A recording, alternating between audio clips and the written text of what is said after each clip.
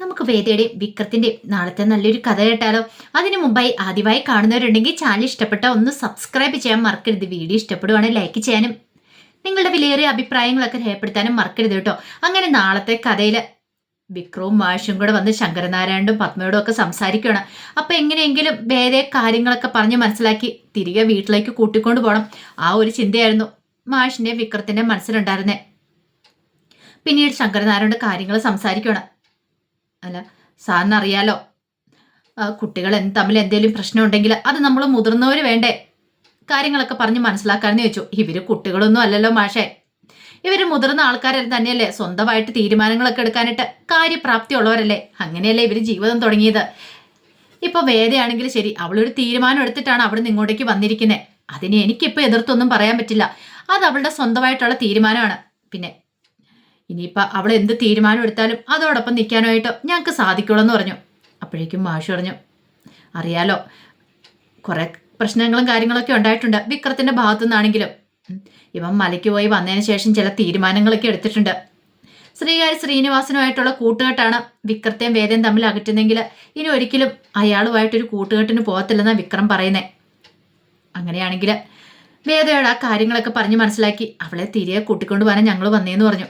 അപ്പോഴേക്ക് ശങ്കരനാരായണൻ പറഞ്ഞു, ആ കാര്യത്തിൽ എനിക്ക് എന്താളും ഒരു ഉറപ്പില്ല. ഇതിനു മുമ്പ് വേദ പലപ്പോഴും ഈ കാര്യം തന്നെ പറഞ്ഞിട്ടില്ലേ വിക്രത്തോട്. വേദയ്ക്ക് ചേർന്നു ഒരു ബന്ധമായിരുന്നില്ല ഒരിക്കലും വിക്രം. അല്ല, മാഷിനറിയാലോ, അവൾക്ക് നല്ലൊരു കല്യാണാലോചന ഞങ്ങൾ കൊണ്ടുവന്ന അവളുടെ ബന്ധമെല്ലാം ഉറപ്പിച്ചായിരുന്നു. ആ സമയത്താണ് വിക്രം അന്ന് വേദയുടെ കഴുത്തി താലി ആർത്തിയത്. ഒരു നിമിഷത്തെ ഇതിൽ വിക്രം ചെയ്ത കാര്യമാണ്. പക്ഷെ അതിൻ്റെ പേരിൽ എൻ്റെ മോളുടെ ജീവിതം തന്നെയാണ് തല്ലിക്കെടുത്തിയത്. അറിയാലോ, അവൾ എങ്ങനെ ജീവിക്കേണ്ടവളാണെന്നറിയാവോ. അവൾ നല്ലൊരു അഡ്വക്കേറ്റാണ്. എനിക്ക് ശേഷം പിൻതലമുറക്കാരി എന്ന രീതിയിലാണ് ഞാൻ അവളെ കണ്ടുവന്നത്. പക്ഷേങ്കിൽ എല്ലാം ഇല്ലാതായില്ലേ, അവസാനിച്ച് പോയില്ലേ. അവൾ വീണ്ടും ജീവിതത്തിലേക്ക് മടങ്ങി വന്നുകൊണ്ടിരിക്കുക. ഇപ്പോൾ അവൾ വീണ്ടും പ്രാക്ടീസിനൊക്കെ പോയി നല്ല രീതിയിൽ തന്നെ വരുന്നുണ്ട്. അവളെ നല്ല രീതിയിൽ കാണണമെന്ന എനിക്ക് ആഗ്രഹം. അല്ല, നിങ്ങൾക്ക് നിങ്ങളുടെ മക്കളെക്കുറിച്ച് ഓരോ കാഴ്ചപ്പാടുകളില്ലേ മാഷെ, അതുപോലെ എനിക്ക് എൻ്റെ മക്കളെക്കുറിച്ചും ഉണ്ടായിരുന്നു. ഒടുവിൽ ഞാൻ എത്രമാത്രം തകർന്നു പോയെന്നറിയാവോ. അതിനെക്കുറിച്ചൊന്നും ഇനി പറഞ്ഞിട്ട് കാര്യമില്ല. മാഷിൻ്റെ മോൻ കാരണമാണ് എൻ്റെ മോളുടെ ജീവിതം തകർന്നു പോയത്. വീണ്ടും അവൾക്ക് ആ തെറ്റുകളൊക്കെ മനസ്സിലായി അവൾ തിരികെ വീട്ടിലേക്ക് വന്നിരിക്കുകയാണ്. അന്ന് അവളോട് ഞങ്ങൾ കാര്യങ്ങളൊക്കെ പറഞ്ഞ് മനസ്സിലാക്കാൻ ശ്രമിച്ചിട്ടുണ്ടായിരുന്നു. പക്ഷേ അന്ന് അവൾക്കൊന്നും തലയിലേക്ക് കയറുന്നുണ്ടായിരുന്നില്ല. പക്ഷെ ഇത്ര നാൾ കഴിഞ്ഞപ്പോഴാണ് അവൾക്ക് ആ ബോധോദയം ഉണ്ടാകുന്നത്. വിക്രത്തോടൊപ്പം ഒരു ജീവിതം അവൾക്ക് ഒരിക്കലും ഒരു സേഫ്റ്റി കൊടുക്കില്ലെന്ന്. അല്ലെങ്കിലും മാഷിന്റെ മോൻ ഇപ്പോഴും ഗുണ്ടാപ്പണി തന്നെയല്ലേ ചെയ്യുന്നത്. ആ ശ്രീനിവാസനോടൊപ്പം അല്ലേ. ഇത്തവണയും കണ്ടായിരുന്നു ടി വിക്കകത്ത് ന്യൂസൊക്കെ ഇലക്ഷൻ പ്രചരണത്തിന് ഇറങ്ങുന്നുണ്ടെന്ന്. എന്നിട്ടാണോ മാഷെ വീണ്ടും വന്ന് പറയണേ? അത് കേട്ടപ്പോൾ മാഷ് പറഞ്ഞു, അത് പിന്നെ ഇനി അങ്ങനെയൊന്നും ഉണ്ടാകത്തില്ല. അത് ഞങ്ങളോട് പറഞ്ഞിട്ട് കാര്യമില്ല. അവളാണ് തീരുമാനം എടുക്കുന്നത്. അവളുടെ തീരുമാനത്തിന് ഞങ്ങൾ വിടുക. ഇനി എന്താണെങ്കിലും അവൾ തീരുമാനിക്കട്ടെ എന്ന് പറഞ്ഞു. അപ്പോഴേക്കും വിക്രം പറഞ്ഞു, എനിക്ക് വേദയോടൊന്ന് സംസാരിക്കണമെന്ന് പറഞ്ഞു. പത്മ പറഞ്ഞു, അവളോട് സംസാരിച്ചുകൊണ്ട് ഒരു പ്രയോജനം ഉണ്ടെന്ന് എനിക്ക് തോന്നുന്നില്ല വിക്രം. അവളുടെ മനസ്സ് അത്രമാത്രം വേദനിച്ചായിരിക്കുന്നത്. നിങ്ങൾ തമ്മിലെ പ്രശ്നം എന്താണെന്നറിയില്ല. പക്ഷെ അവളുടെ മനസ്സൊരു അമ്മയെന്നുള്ള രീതിയിൽ എനിക്ക് കാണാൻ സാധിക്കുന്നുണ്ട്. ശരിയായ രീതിയിൽ ഊണും ഉറക്കവും പോലും അവൾക്കില്ല. അത്രമാത്രം വേദന അവളുടെ മനസ്സിലുണ്ട്. അവൾ അതിനകത്തൊന്ന് റിക്കവറായി വരുന്നുള്ളൂ. ഇനിയും അവളുടെ മനസ്സിനെ വേദനിപ്പിക്കേണ്ട കാര്യമുണ്ടോ എന്നൊക്കെ ചോദിച്ചു. അതേ സമയത്ത് ദീപ്തി വേദയുടെ അടുത്തേക്ക് വന്നു. ചെന്നിട്ട് പറഞ്ഞു, അതെ, വിക്രമേട്ടനും അച്ഛനും കൂടെ വന്നിട്ടുണ്ടെന്ന് പറയണം. അപ്പോഴേക്കും ഭയങ്കര ടെൻഷനായി പോയി വേദയ്ക്ക്. എന്തിന്? അത് വേദേച്ചി കണ്ട് സംസാരിച്ച് കൂട്ടിക്കൊണ്ട് പോകാനാന്ന് തോന്നേ. വേദേച്ചി അവർ വന്നേക്കുന്ന വേദേച്ചി കൂട്ടിക്കൊണ്ട് പോകാനായിട്ടാ. വിക്രമേണ്ണുമായിട്ട് ഒന്ന് സംസാരിച്ചാൽ തീരാവുന്ന പ്രശ്നമുള്ളൂ. സംസാരിച്ച് അവസാനിപ്പിച്ച് വേദേച്ചി അവരോട് പോകാൻ നോക്ക്. അത് കേട്ടപ്പോൾ വേദ പറഞ്ഞു, എൻ്റെ കാര്യങ്ങളൊക്കെ നോക്കാൻ എനിക്കറിയാം. നീ കൂടുതൽ എന്നെ പഠിപ്പിക്കാൻ വരണ്ട. എന്തൊക്കെയാ വേദേച്ചി പറയണേ? വേദേച്ചി ഇങ്ങനെയൊന്നും പറയുന്നവളല്ലല്ലോ. ഒന്നുമില്ലേലും വിക്രമേണ്ണ ഇവിടെ ആദ്യം ഒന്ന് വന്നു, പിന്നെ രണ്ടാമത് വീണ്ടും വേദേച്ചിയുടെ കാല് പിടിക്കാൻ വന്നിരിക്കുമല്ലേ. കൂടെ വിക്രമേണ്ണ അച്ഛനും ഉണ്ട്. ആ സമയത്ത് വേദേച്ചി ഇങ്ങനെയൊന്നും പറയരുതെന്ന് പറഞ്ഞു. ഒന്ന് സംസാരിച്ചേ തീരുമല്ലോ എന്ന് പറയണം. എനിക്ക് ആരോടും ഒന്നും സംസാരിക്കാനൊന്നും ഇല്ലെന്ന് പറഞ്ഞു. അതും പറഞ്ഞിട്ട് വേറെ ദേഷ്യപ്പെട്ടിരിക്കുകയാണ്. ദീപ്തിക്ക് മനസ്സിലായി, ഒരു പക്ഷേ വിക്രമേണ്ണെ ഫേസ് ചെയ്യാനുള്ള ബുദ്ധിമുട്ടായിരിക്കും വേദേച്ചിക്ക്, അല്ലാതെ വേറൊന്നുമല്ല. ചിലപ്പം വിക്രമേണ്ണെ കണ്ടു കഴിഞ്ഞിട്ടുണ്ടെങ്കിൽ എങ്ങനെയായിരിക്കും വേദേച്ചിക്ക്, അതായിരിക്കും ഒരു പക്ഷേ ആ മുമ്പിൽ നിൽക്കാനുള്ളൊരു ബുദ്ധിമുട്ട് കാണുമായിരിക്കും. എന്തൊക്കെയോ ഒളിപ്പിക്കാൻ ശ്രമിക്കുന്നുണ്ട്. അതാണ് ഇതിൻ്റെ പിന്നിലൊരു കാര്യം. പിന്നീട് വിക്രം പറഞ്ഞു, എനിക്ക് വേദയോട് സംസാരിക്കണമെന്ന് പറയണം പത്മയോടൊക്കെ. ഒടുവിൽ പത്മ പറഞ്ഞു ശരി പോയി സംസാരിച്ചോളാം പറയണം. അങ്ങനെ വിക്രം വേദയെ കാണാനായിട്ട് മുറിയിലേക്ക് വരുന്നുണ്ട്. വരണ സമയത്ത് വേദ ആകെപ്പാടെ വിഷമിച്ച് നിൽക്കുക. വിക്രത്തിനെ കണ്ടു കഴിഞ്ഞപ്പോഴത്തേന് വേദിച്ചു, എന്തിനാ വീണ്ടും നിങ്ങൾ എന്തിനാ ഇങ്ങോട്ടേക്ക് വന്നേ? ഞാൻ പറഞ്ഞതല്ലായിരുന്നു ഇങ്ങോട്ടേക്ക് വരില്ലെന്ന്. എന്നെ ശല്യപ്പെടുത്താൻ ആ ഭാവമെങ്കിലുണ്ടല്ലോ ഞാനിവിടെ ഇനി നിൽക്കില്ല എന്ന് പറഞ്ഞു. വിക്രം പറഞ്ഞു, വേദേ ഞാൻ പറയുന്ന ഒരു വട്ടമെങ്കിലും നീ ഒന്ന് കേൾക്ക്, എനിക്ക് പറയാനുള്ള നീ കേൾക്ക്, എന്നിട്ട് ഞാൻ ഇവിടുന്ന് പോകത്തോളെന്ന് പറഞ്ഞു. ഈ സമയത്ത് വേദിച്ച് എന്താ പറയാനുള്ളത്? ഞാൻ പറഞ്ഞല്ലോ, ഞാൻ മലയ്ക്ക് പോയിട്ട് വരുമ്പോൾ വേദയ്ക്ക് എന്തൊക്കെയോ കാര്യങ്ങൾ ചെയ്യാനൊക്കെ ഉണ്ടെന്ന് വേദ പറഞ്ഞായിരുന്നല്ലോ, അതെന്താന്ന് എനിക്കറിയണം. അത് കേട്ടപ്പോൾ വേദ പറഞ്ഞു, എന്ത് കാര്യങ്ങൾ? എനിക്ക് ചെയ്യാനുള്ള കാര്യങ്ങൾ ഇതൊക്കെ തന്നെയായിരുന്നു. വേദേ ശ്രീനിവാസനുമായിട്ടുള്ള പ്രശ്നമാണെങ്കിൽ വേദ ഇനിയിപ്പോൾ അതിനെക്കുറിച്ച് ഓർത്ത് ടെൻഷൻ അടിക്കണ്ട. ശ്രീനി സാറുമായിട്ടുള്ള കമ്പനികളെല്ലാം ഞാൻ നിർത്തിക്കോളാം. ഈ ഇലക്ഷൻ്റെ പ്രചരണോടെ കഴിഞ്ഞ് കഴിഞ്ഞിട്ടുണ്ടെങ്കിൽ പിന്നെ ഞങ്ങൾ തമ്മിൽ ഒരു കൂട്ടുകെട്ടും കാര്യങ്ങളൊന്നും ഉണ്ടാകത്തില്ല. വേദ പറയുന്നതനുസരിച്ച് നല്ല ഭർത്താവായിട്ട് തുടരാൻ ഞാൻ ആഗ്രഹിക്കുന്നുണ്ടെന്ന് പറഞ്ഞു. അത് ഞാനെടുത്ത ശബ്ദമാണ്. അത് കേട്ടപ്പോൾ വേദ പറഞ്ഞു, ഭർത്താവോ? അതിന് എപ്പോഴെങ്കിലും വിക്രം എൻ്റെ ഭർത്താവായിട്ടുണ്ടോ എന്ന് ചോദിച്ചു.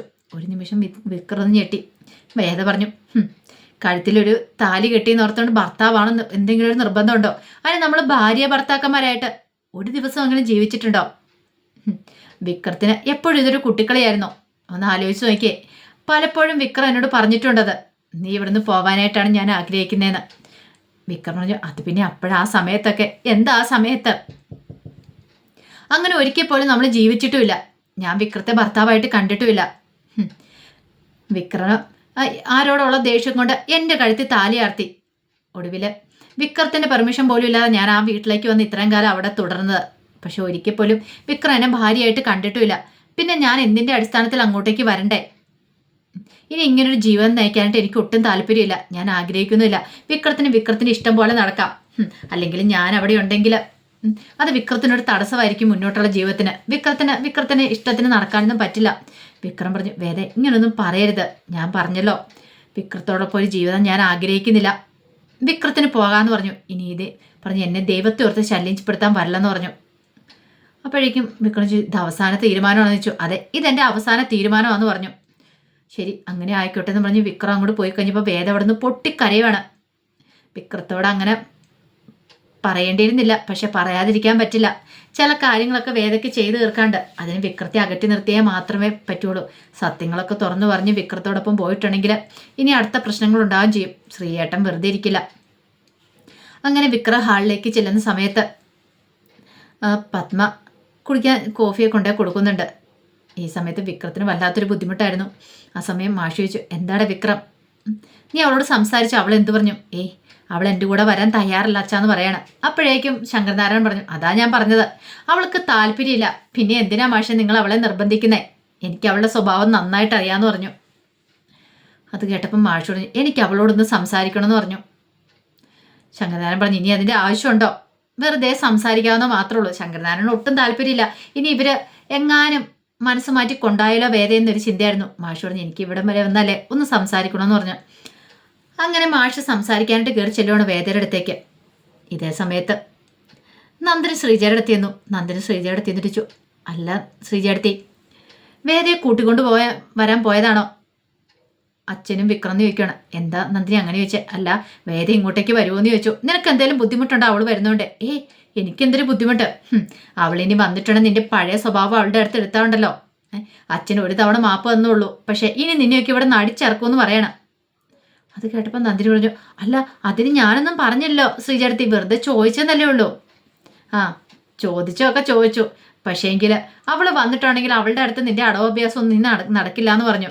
മര്യാദയ്ക്ക് അടങ്ങി ഒതുങ്ങി ഈ വീട്ടിൽ നിൽക്കുവാണെങ്കിൽ നിനക്കൊക്കെ ജീവിച്ചു പോവാം, അല്ലെങ്കിൽ ഈ വീട് വിട്ട് ഇറങ്ങേണ്ട വരുമെന്ന് പറഞ്ഞു. അയ്യോ ഒന്നിനും ഇല്ലേന്നൊക്കെ നന്ദിനി പറഞ്ഞു. പിന്നീട് നന്ദിനി ഓർത്ത് വേദെങ്ങാനും ഇനി വന്നിട്ടുണ്ടെങ്കിൽ തനിക്കുള്ള പണിയാണ്, അവൾ വരാതിരുന്നാൽ മതിയായിരുന്നു. എൻ്റെ ഭഗവാനെ, കിട്ടിയതൊന്നും പോരാ നന്ദിനിക്ക്. നന്ദിനിയുടെ മനസ്സിൽ ആ ചിന്തകളൊക്കെയാണ്. ഇതേ സമയത്ത് മാഷ് മുറിയിലേക്ക് കയറി ചെല്ലുവാണ്. മുറിയിലേക്ക് കയറി ചെന്നപ്പോൾ വേദ പെട്ടെന്ന് ചാടി എഴുന്നേറ്റു. അച്ഛനെ കണ്ടു കഴിഞ്ഞപ്പോൾ കണ്ണൊക്കെ തുടച്ച് ഒന്നും അല്ലാത്ത പെട്ടെന്ന് നിൽക്കുകയാണ്. അപ്പോഴേക്കും മാഷി എന്നിട്ട് ചോദിച്ചു, എന്താ പോലെ നീ കരയുമായിരുന്നെന്ന് ചോദിച്ചു. അല്ലച്ചാ ഒന്നുമില്ലാന്ന് പറയണ. അതെ, എന്താ നിനക്ക് പറ്റിയത്? നിനക്ക് കാര്യമായിട്ട് എന്തോ സംഭവിച്ചിട്ടുണ്ട്. വിക്രം പറഞ്ഞല്ലോ ഇനി ശ്രീനിവാസനും വിക്രമും തമ്മിലൊരു ബന്ധം ഉണ്ടാകത്തില്ലെന്ന്. പക്ഷെ അതൊന്നുമല്ല നിന്റെ പ്രശ്നം. നിന്റെ മനസ്സിനെ അലട്ടുന്ന വേറെന്തോ കാര്യമുണ്ട്. എന്നോട് കള്ളത്തരം പറയാൻ നീ ശ്രമിക്കണ്ട. നീ ഇവിടുന്ന് അങ്ങോട്ടേക്ക് വരുന്നില്ല എന്ന് പറയുന്നുണ്ടെങ്കിൽ അതിൻ്റെ വ്യക്തമായിട്ടൊരു കാരണം കാണും. ആ കാരണം അറിയണ്ടേ, എന്ത് കാരണത്താലാന്ന് ചോദിച്ചു. അത് കേട്ട് കഴിഞ്ഞപ്പോഴത്തേനും ഒരു നിമിഷം ആലോചിച്ചിട്ട് വേദ നീ ഒന്നുമില്ല അച്ഛാ, എൻ്റെ അടുത്ത് കള്ളത്തരം പറയണ്ട. എനിക്ക് നിന്റെ മുഖത്ത് നോക്കി അറിയാൻ സാധിക്കും നീ വിക്രത്തിനെ എത്രമാത്രം ഇഷ്ടപ്പെടുന്നുണ്ടെന്ന് എനിക്കറിയാം. നീ എന്തോ കാര്യം ഒളിക്കാൻ ശ്രമിക്കുന്നുണ്ട്. ഒടുവിൽ വേദയുടെ കണ്ണൊക്കെ നിറഞ്ഞൊഴുക്കി. വേദ പറഞ്ഞു, അച്ഛാ ഞാൻ ചില തീരുമാനങ്ങളൊക്കെ എടുത്തില്ലെങ്കിലുണ്ടല്ലോ ചിലപ്പോൾ ഇതിനേക്കാളും വലിയ അപകടങ്ങളൊക്കെ ഉണ്ടാവും. എനിക്കിപ്പോൾ അങ്ങോട്ടേക്ക് തൽക്കാലം വരാൻ പറ്റില്ല. അതെല്ലാവർക്കും വേദന ഉണ്ടാക്കത്തുള്ളൂ. ചിലപ്പം കുടുംബത്തിൽ അത് വലിയ പ്രശ്നങ്ങളൊക്കെ ഉണ്ടാവും. എല്ലാവരും സങ്കടപ്പെട്ട് കരയേണ്ടതായിട്ട് വരും. ഇത്ര മാത്രം എനിക്ക് പറയാൻ പറ്റുള്ളൂ അച്ഛാ. ഒരിക്കലും വിക്രം ഇതിനകത്തൊരു തെറ്റുകാരനല്ലെന്ന് പറയണം. ഇത് കേട്ട് കഴിഞ്ഞപ്പോൾ മാഷിന് വരെ കണ്ണു നിറഞ്ഞു വന്നു. മാഷിന് മനസ്സിലായി എന്തൊക്കെയോ കാര്യങ്ങൾ വേദയുടെ മനസ്സിലുണ്ട്, പുറത്തു പറയാൻ പറ്റാത്ത കാര്യങ്ങൾ. പിന്നീട് വേദ പറഞ്ഞു, ഞാൻ വരും അച്ഛാ. എനിക്കൊരു ജീവിതം ഉണ്ടെങ്കിൽ അത് വിക്രത്തോടൊപ്പം മാത്രമായിരിക്കും. ആ ഉറപ്പ് ഞാൻ അച്ഛന് തരാം. എൻ്റെ ജീവിതത്തിൽ വേറൊരു പുരുഷനുണ്ടാകത്തില്ല. ഞാൻ വിക്രത്തോടൊപ്പം മാത്രം ജീവിക്കത്തുള്ളൂ. പക്ഷെ അതിനു മുമ്പ് എനിക്ക് ചില കാര്യങ്ങളൊക്കെ ചെയ്ത് തീർക്കാനുണ്ടെന്നൊക്കെ മാഷിനോട് പറയണം. അപ്പോൾ അതിൻ്റെ വിശേഷങ്ങളൊക്കെ നാളെ നമ്മൾ കാണാൻ പോകുന്നത്. ആ വിശേഷങ്ങൾക്കായി നമുക്ക് എല്ലാവർക്കും കാത്തിരിക്കാം കേട്ടോ. ഒരിക്കൽ കൂടി എല്ലാവർക്കും ശുഭരാത്രി നേർന്നോട് നിർത്തുന്നു. നന്ദി.